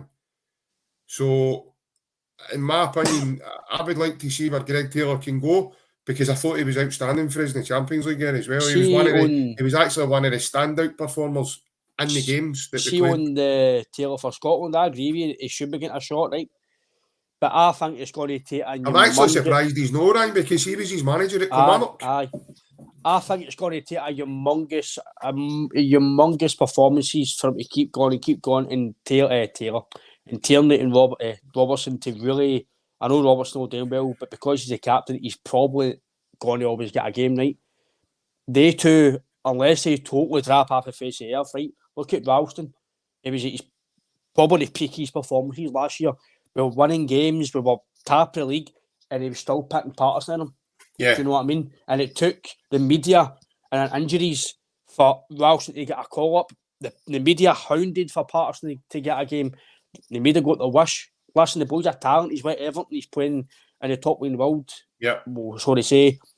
The boy's got talent, but he didn't deserve to get a Scotland call up. He didn't deserve to play. Ralston's sitting on the bench. Ralston didn't call up to the squad one time because he got an injury. Then I think he got 2 or 3 minutes at the end, which is a shambles. But I know these guys will never come out and say that because they're happy to be in the squad. They're happy to be in that atmosphere, the Cadamadre. They're happy to get a cap for Scotland. But inside, I know for a fact they've what? I've just played 7, 8, 9, whatever games for Celtic, winning games. That boy's sitting on the bench and I'm getting 2 or 3 minutes at the end. You've got that. I know players might not come out to say that, but I know in their head they're thinking, why am I not getting a call? This is why I'm saying I find it hard unless it's maybe friendlies, but I think unless Taylor's performing, totally faultless and they two are totally underperforming away after scale, I don't think you'll pick him because Ralston was at his pomp, he's peaked that he's been so far in his career, and he couldn't even make it. The squad, I'm thinking, I don't get it. It's just, but the full way Steve Clarke's working, he's done okay for Scotland, I can't argue, right? But some of his decisions in terms of like, Ryan Jack, hardly played for Rangers, gets a game. Kenny McLean, no doing well for Norwich, gets a game. Billy Gilmore's hardly in the squad for these teams, gets a game. There's guys, even at Celtic like in the past, when Lee Griffiths been performing, didn't get in the team. Taylor's been playing well, on the bench, no getting minutes. Ralston, no getting minutes. But even like guys down south, like Palmer plays every week for Sheffield Wednesday, can't he get a sniff? Barry Barney's probably League One's best player, can't he get a sniff? Fletcher was still doing well with Stoke, etc. They didn't get a sniff. Experienced guys don't get sniff. So what is the way that these guys work about? Because like you're saying, on form, these guys I've just mentioned should be really about the Scotland squad, but yet guys who are at form are in the squad. This is why I'm not a manager, so as a fan, I'm just wanting my best players playing with Scotland on form, and he's picking guys who are not on form, and maybe that's why we don't get results as well. No, that's fair. And obviously you're talking about the international scene there, but international, for me, in my opinion, growing up as a boy watching international football, you've got to base that on the form, which is why when you perform well for your club, you get picked to play for your international team. Now, obviously, Shankland, here's an example, right? He scored, like, he's equalled John Robertson's record for Hearts this season. He scored 20 goals. Am I hearing that right?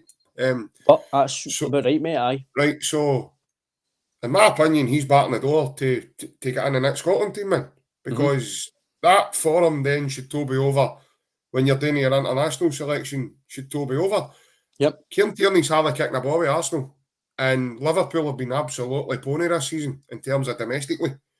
So I know we've all had a laugh and they came up with Ibrox and wiped the floor with him, and but domestically they've been poor. I mean, they're getting beat with teams like Brighton comfortably. So nobody's going to convince me and tell me that I'm seeing things and I'm not seeing this and I'm not seeing that. Greg Taylor's been outstanding this season. He's been one of Celtic's most consistent, if not the best player on the team this season so far. Game after game after game he's played in. Yep. And even in the Champions League round, which we were all kind of, oh no, he was outstanding. And it's because the managers gave him full belief. He's playing a different role for what he's been used to. He was a defensive-minded player, bearing in mind when he signed with us. He played in a formation that was asked to defend the ball and not attack the ball, which people had a gripe with him because I remember people moaning about the fact, he's not been able to get by a player and he's not able to do this. Mate, look at him now. He scored the winning goal for us at Tynecastle. I was his biggest critic. I was. No, I know you were one of the critics, and to be fair, I've heard a lot worse than some of the things that you were saying about him and stuff, mate. I really have. And like I says to you, Ralston and Taylor, mate, see if the two of them had Eno at the end of their names, people would be ranting and raving about the two of them. It's the same as They would be ranting and raving about the two of them.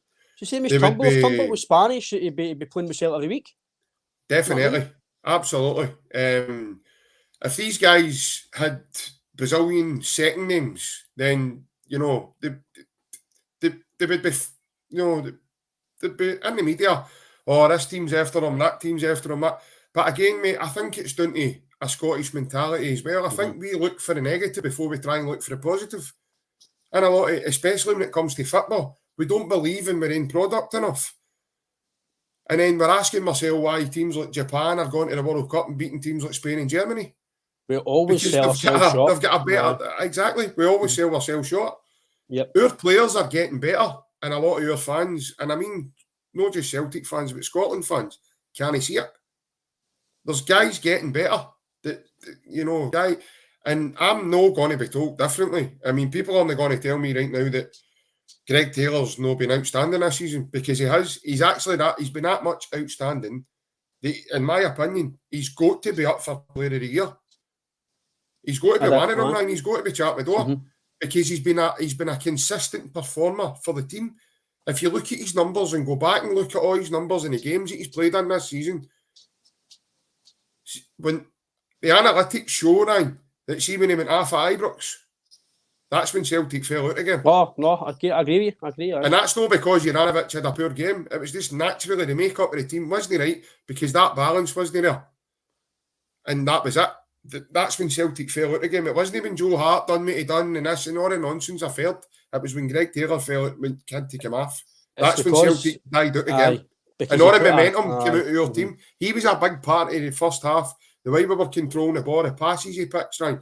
The way he threads a ball. Look at the ball he put through to Maeda at Easter Road. His passes are unbelievable, Ryan.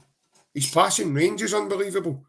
He just doesn't, in my opinion, mate, he doesn't get enough credit for it. And I think he's absolutely outstanding, which is why I've given him a nickname Oxo, because I think he's different gravy, and he has been this season, mate. But before we go any further, mate, just the last wee bit of the pod, mate, obviously,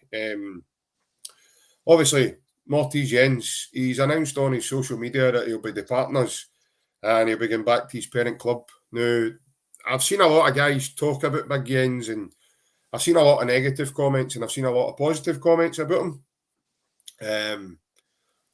But in my opinion, if he goes, which obviously it looks like now he's gone because he's announced it himself, and he goes back to his parent club to then look for other opportunities, and it's a position I think we need to fill, because in my opinion, I don't think we can just have Stephen Welsh there as a backup to Carter Vickers and Carol Starfelt, who, in my opinion, have been the best defensive pairing we've had since Van Dijk and Denier, probably.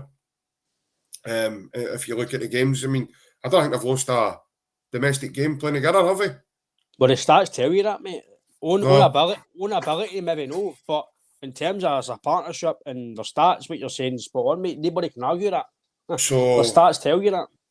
Yeah.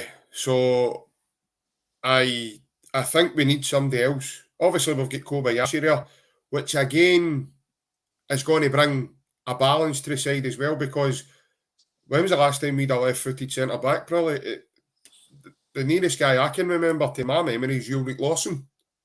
Big Lawson. Who again was a kind of steady Eddie. He got used sparingly with Martin O'Neill, but he got used in the games that Martin O'Neill knew that he would do okay in. But again, he was a left-footed centre-back. I know Josh Hoyveld and that had... Was Josh Thompson not a left centre-back?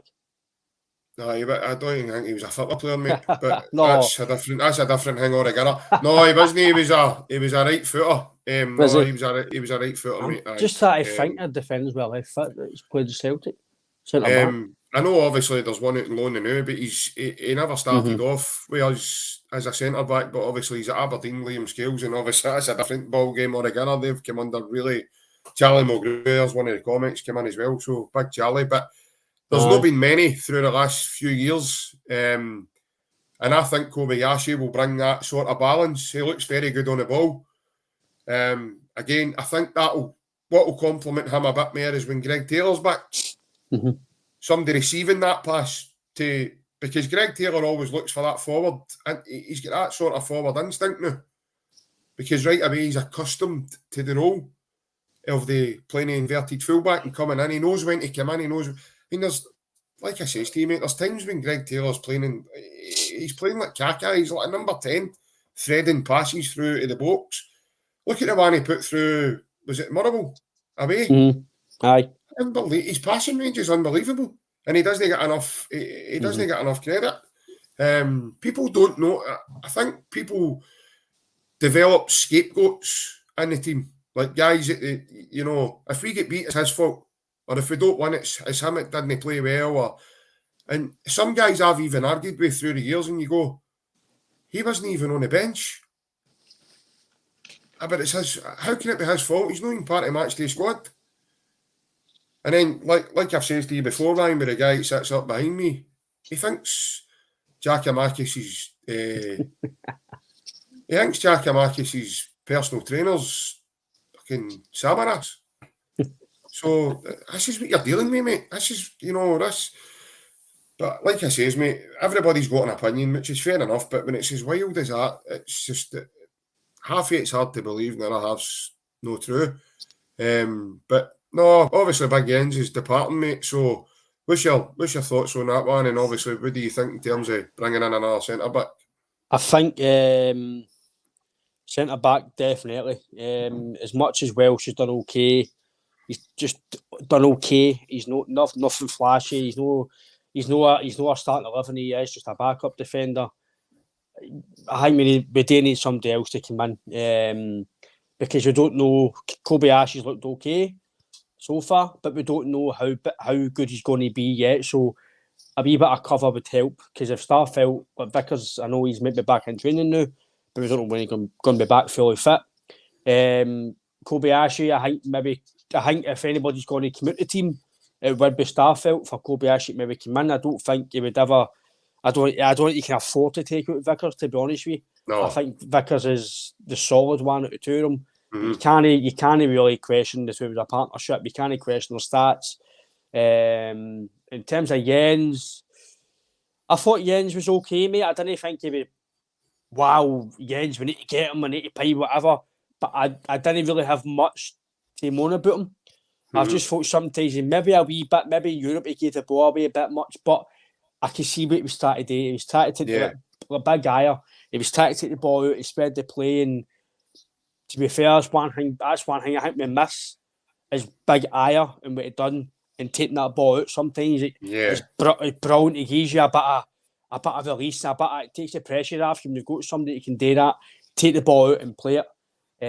I know Ire was sometimes he was a bit of a mess sometimes, but in terms of his all-round play, I like that at Celtic.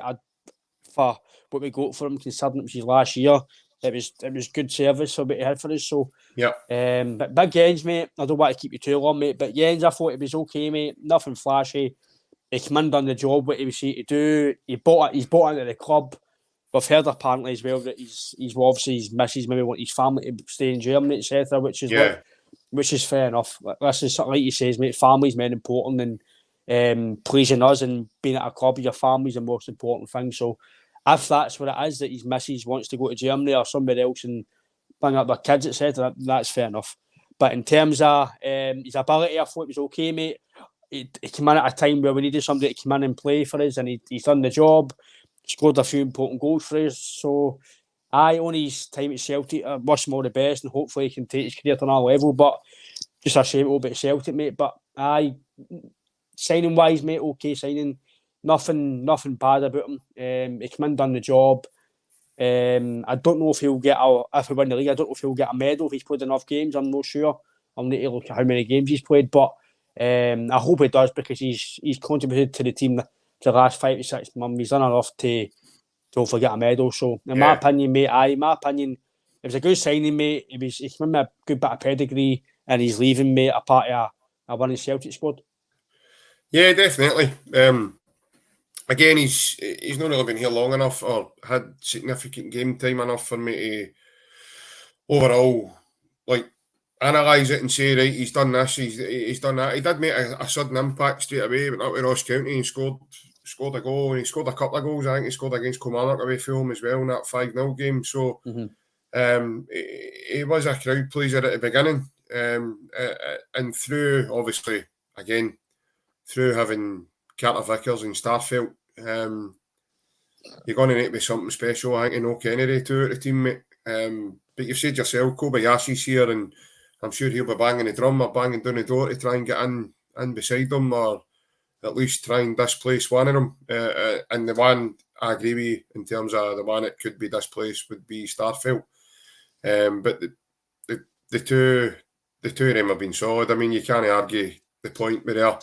But maybe he senses it himself in terms of he's going to be limited game time. And like you said yourself, mate, and I said it earlier on, family is everything family's your first and foremost, and the biggest thing in your life above anything else.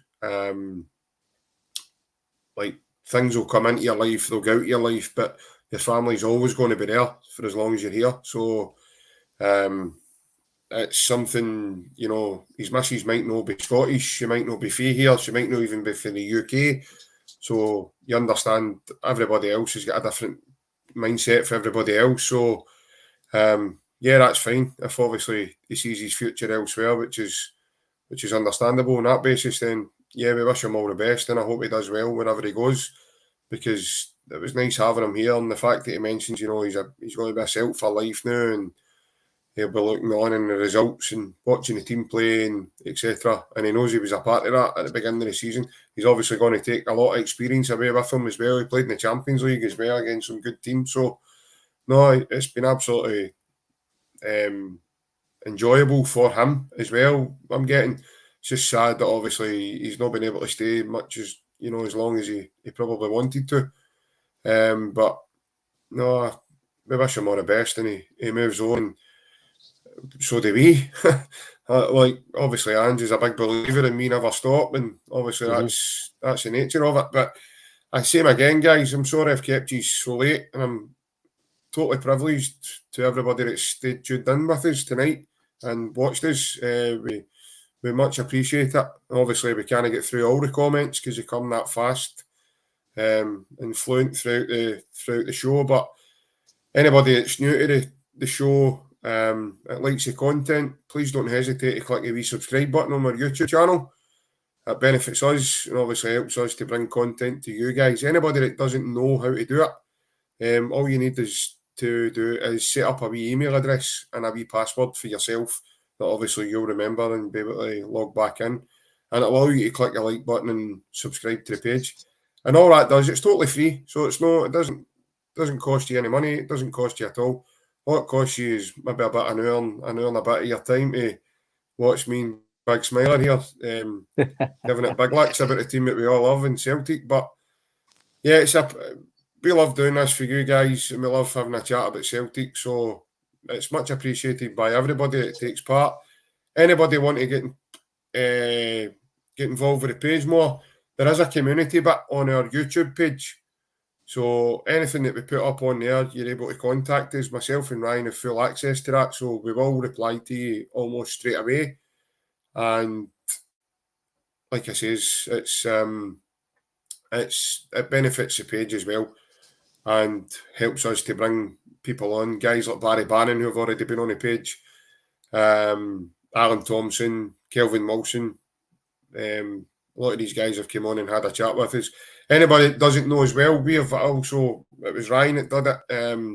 We've also spoke to the man of the moment just now, which is Mick Kennedy, the Darvel FC manager. Obviously, he's become famous all of a sudden now with that great result that they had the other night. So anybody that wants to go and have a wee look, we did have a chat with Mick, and obviously Mick gave us his thoughts on Scottish football and obviously his aspirations to be what he wants to do with Darvel. And yeah, so big thank you from me and a massive hail. Ryan, thanks again, mate. It's always a pleasure to have a chat with you, mate. Thanks about this comment, thank you. Cheers. Yes, definitely. Like I says, guys, don't be a stranger. If any of you want to have a chat with us, just message us. We're a couple of friendly guys. We won't bite. Can't promise about somebody else that represents the page right enough. He does a wee bit more than that. No, as I say, we don't bite. I'll be back on Friday, guys, with the Friday night goal rush show as per, back to normal, predicting all our scores, etc. So yeah, but overall, guys, massive hail, and thanks a bunch. Hail, take care. Cheers. Cheers.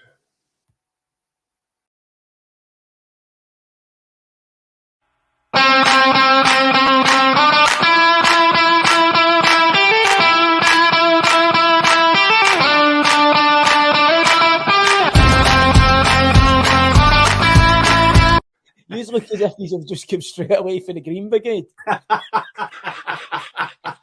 Aye, we'd have meeting at 6:30, mate.